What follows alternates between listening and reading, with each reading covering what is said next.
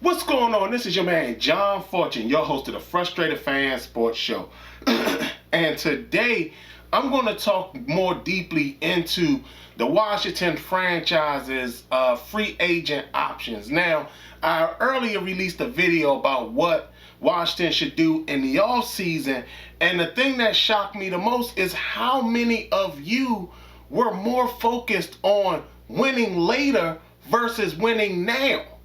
And that kind of surprised me. So there were things that came up that, and it made me start to think, okay, what can we do to sign for the future? And what can we do to go, what can we do to win now versus what we can do to win in the future? Now, a lot of things are happening this free agency that is going to play a key role into a lot of things, but I don't think it's things that we should do. Again, I'm breaking this down into two tiers. Win now, win later. And I myself go into the win now category. I don't see a reason to win later. And the reason why is because the next couple of years, free agency is going to hit us hard, extremely hard. And we're going to lose possibly a lot of young talent. But with that being said, I'm going to now focus right now into the first tier, which is the win later tier. I'm doing that first because I don't want to make you guys feel subjected to what I feel we should do in regards to winning now. So I'm going to go ahead and focus on the win later scenario. And here is the scenario I have for when it comes to winning later. So in free agency, if you want to win later, these are the signings you're going to make, or some of the things you're going to do in this free agency period. You're going to re-sign Brandon Sheriff. Yes, you get to keep your all-pro. You get to keep a guy who already knows your offense, a guy who is used to being here, someone that everybody will feel is homegrown. He does come with a $15 million price tag, but again, at least you have your all-pro guy back. It didn't seem to be the same feeling a lot of you had when it came to Trent, but again, it is what it is. So that is one of the things you would do if you plan on winning later. The other thing is sign any of these wide receivers. Chris Samuels, John Ross, Corey Davis, or Will Fuller.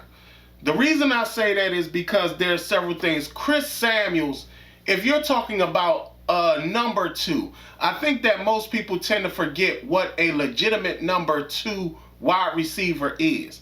A legitimate number two wide receiver is a guy who can go out there and take over a game or take over the number one spot when the number one guy goes down. And to me, Chris Samuels does not exceed. Chris Samuels don't do that. John Ross doesn't do that. Corey Davis doesn't do that. Will Fuller can do that, but that's on the basis of him being healthy, or not being suspended. So that is one of the obstacles you'll have to go up against if you're going to sign one of these guys. But understand that neither one of these guys really excite you in the sense of, can these guys take over for Terry McLaurin should he go down? For three of these guys, the answer is no. For one guy, it's yes, but at the same time, it comes with the caveat of, can he stay healthy? Can he not get suspended? So those are elements that I put into play. So again, this is win later. Don't sign Ronald Darby. There may be people in the organization that feel like Ronald Darby isn't worth the $9 million he may be deserving. even though he played very well for us, he did kind of get a little torched going up again in the playoffs, going up against Tom Brady. But again, you're talking about for a guy who's never played in a zone defense to play so well, to not sign him means you're actually feeling like you want to find somebody else who was bargain basement as well, because you may think that at the end of the day you found this, so let me go find something else similar to this that's not going to cost us much. I feel that that might be a big issue, but again, that's on the basis of winning later. Last but not least, sign one of these big free agent safeties. Justin Simmons, he's a great safety, but he comes with a very high price tag. And we already put a lot of money into Landon Collins. So, I mean, that's a very tough thing to sell anybody on. Same thing applies to Harrison Smith. With Harrison Smith, he's basically older. You're not going to want to put an old guy beside some of this young talent that we already have in place. So that will be something that will be very hard to really do as time goes on. So those are the moves, in my opinion, that you make when you want to win later. Again, I know a lot of y'all feel that, some of y'all may feel, hey, these are the best options. It's cheap, it's better to do, and things like that. But at the same time, you're not going to have a lot of things available to you in that time frame. Like, let me give you an example. Like, some of y'all don't understand, like, there's a lot of times where people will tell you that we have a 3-year window. We actually have a 1-year window. And let me explain why we have this 1-year window. After the upcoming NFL season, 2022, not 2022 the entire season, no, 2022 on the dot, we have several free agents that will be, and understand this, these aren't restricted guys, these aren't exclusive rights guys, these are actual unrestricted free agents we will have on that will be available when we go into the end of the season coming up right now. Jerron Christian will be an unrestricted free agent. Cornelius Lucas will be an unrestricted free agent. So you're talking about the possibility of losing a starter and his backup. So we have to pay attention to this whole thing of winning later and not paying attention to winning now. Jonathan Allen.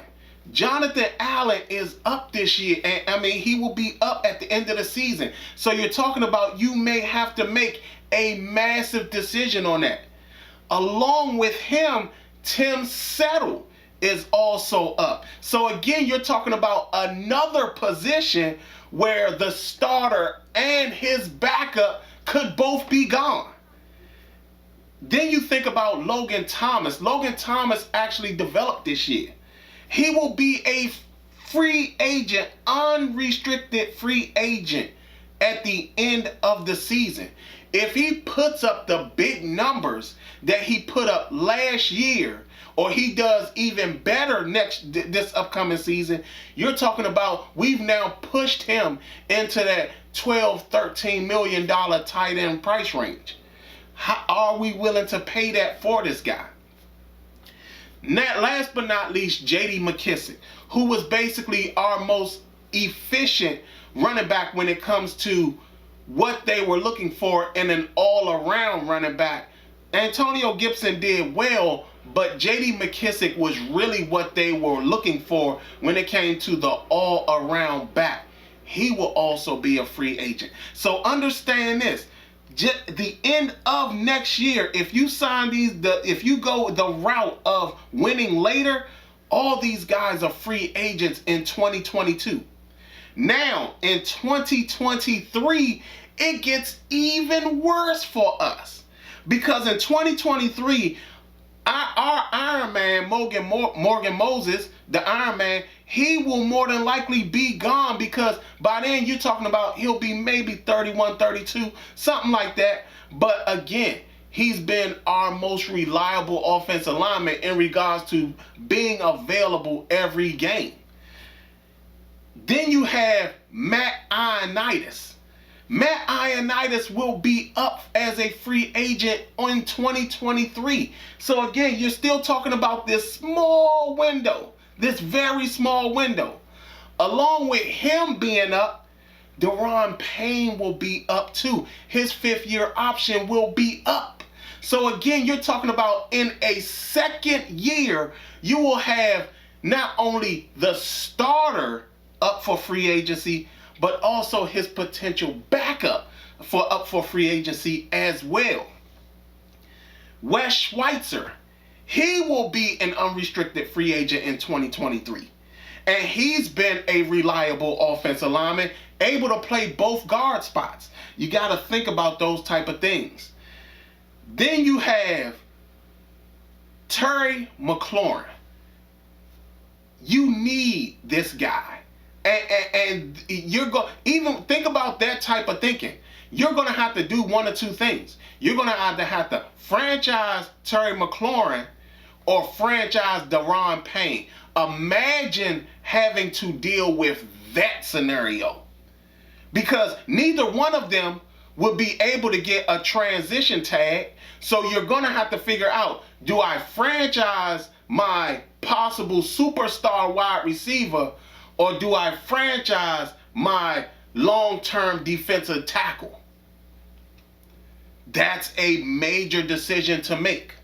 And last but not least is a guy that nobody's even talking about, and that's Cole Holcomb. He is also up in 2023. So when everybody talks about these signings, you have to understand that winning later may not be the best thing for us. Winning now is probably the best thing, especially when you're talking about 12, 11 major key factors, major players that will be available as unrestricted free agents in 2023. That's a bad thing. 2021, 2023, that's a bad thing. That means our window is very small, especially for this particular defense. Oh, and also, I apologize, I forgot, Montez Sweat is also up in 2023 as well. So that's a bad recipe for us. Now, for me, I focused on the win now scenario. And for me, the win now scenario makes way more sense for us because we have this short window of all these guys that will be free agents at the end of the upcoming season and the following season after that. So for me, this is what we should do in the win now scenario of free agency. We should sign Aaron Jones. Now, I get that somebody like Aaron Jones, the talk is you never sign anybody else's free agent running backs. The difference with that is that this is not any running back. You know, this is a guy who actually is a dual threat. He can play every down. He can do that. He can actually be a mentor to somebody like Antonio Gibson to show him what he has to do in regards to running very good routes out the backfield and also making sure he's effective when he's catching the ball and running the ball at the same time. I know he comes with a high price tag, but I'm pretty sure that at the end of the day, you can get him at the price tag he wants, but at the same time, you get the benefit of what your offense is being adapted for in the first place. Next, you have to sign one of these three wide receivers. The reason I'm only going with these three wide receivers is because they're the only ones that I feel can make sense in regards to replacing Terry McLaurin and becoming the number one if Terry McLaurin was to go down. So my first guy is Juju Smith-Schuster. I think that he's so reliable. He catches everything. He's so dependable when it comes to playing these games and playing like he's supposed to play. To me, he's a reliable wide receiver. He's that 1A. I know a lot of people like this guy. I personally don't like this guy, But in the sense of production, he makes sense for us as well. And that's Allen Robinson. Allen Robinson, again, he's a guy, Terry McLaurin, something happens with Terry McLaurin, he can step in and be the number one immediately. So these are things that you have to think of. Not only that, you got to think about teams that we're going to be facing this year. We're going to have a first place schedule. So we're going to have to face guys that have top level defenses this year, or this upcoming season. So you have to sit up there and think about what type of weapons you need to sit up there and really propel this team into the next level of the stratosphere. Next, and also Marvin Jones. We've seen Marvin Jones on consecutive seasons take over the number one spot when the number one receiver went down. And he's done a great job each and every time. We've seen Marvin Jones do this even back in Cincinnati. So he's always had the knack for being able to take over when he's needed to be the number one. So to me, that's a guy that, again, could do it. Next is sign Austin Blythe to replace Brandon Sheriff. Now, I know a lot of people don't agree with this, but understand this. Austin Blythe is very durable. He comes very cheap. Not only that, he's also already played in the Super Bowl. He would be able to understand what it takes to really, really play like he's supposed to play. Not only that, he comes from a very, very good running scheme, which means he's a very good run blocker. Now, in regards to pass blocking, he wasn't bad at that at all. But I just feel that when it comes down to it, don't get me wrong, he's not all pro Brandon Sheriff, even though I feel that sometimes those monikers get pushed out there a little too easily. But again, Austin Blythe can replace him. Not only that, he will fit in between Wes Schweitzer and himself. So whichever one Austin Blythe feels comfortable with, Wes Schweitzer can play the other one. So that's my part. Sign Ronald Darby. We need him.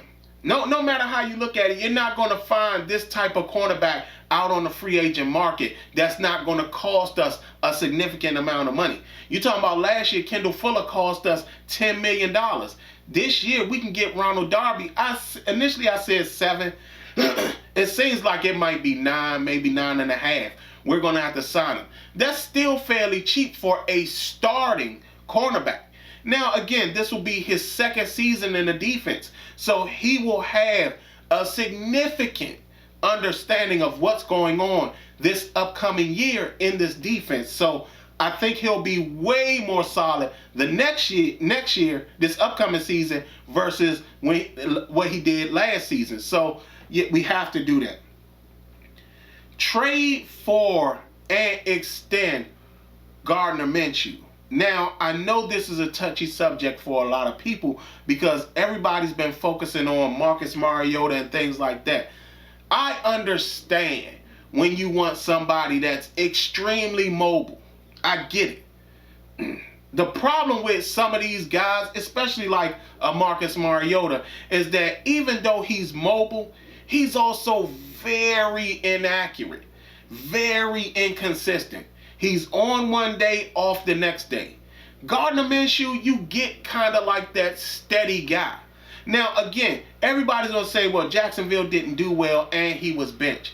You got to understand, Jacksonville was purposely trying to lose. Gardner Minshew was going to win them games. And it showed. He had very minimal interceptions in that upcoming season. Even for games that he didn't throw as much yardage, he did not throw one pick in those games. So understand this. Gardner Minshew can, in fact, come in here and actually do a phenomenal job for us. But understand this. It will be with the understanding that at the end of the day, he will have the 2-year window available to him to learn the offense to make it a significant upgrade for us as time goes on. But that's something everybody needs to woefully understand, that he is in fact a better option than Marcus Mariota. I understand that it's hard to believe that, but it is true. Last but not least, we have to release Alex Smith and we have to release Landon Collins. We need the cash for all this stuff. We really do. And with that being said, a part of that is getting rid of the dead weight. Now, again, If Alex Smith says he's willing to make $5 million a year for us, he'll renegotiate his contract, bring it down to $5 million a year.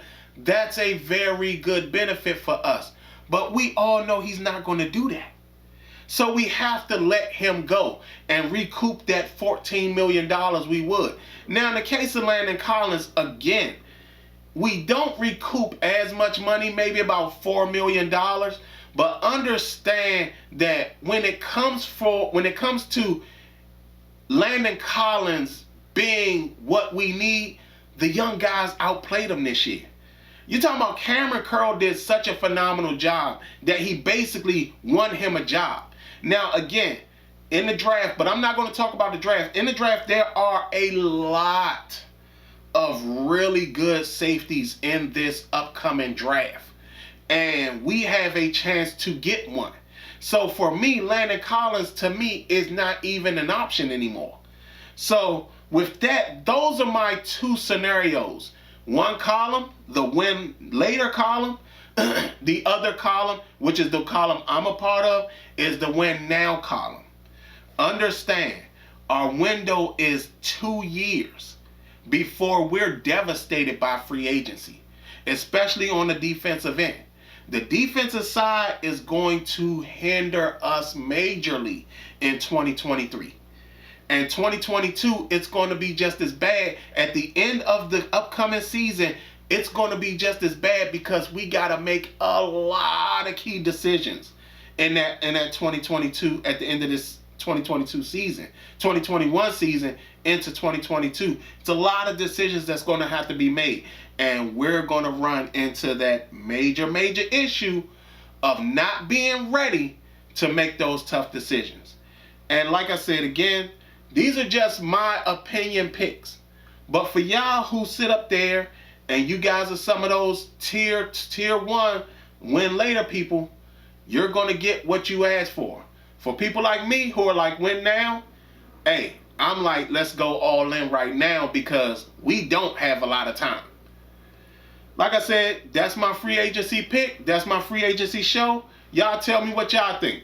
This has been your man, John Fortune, and this has been the Frustrated Fan Sports Show.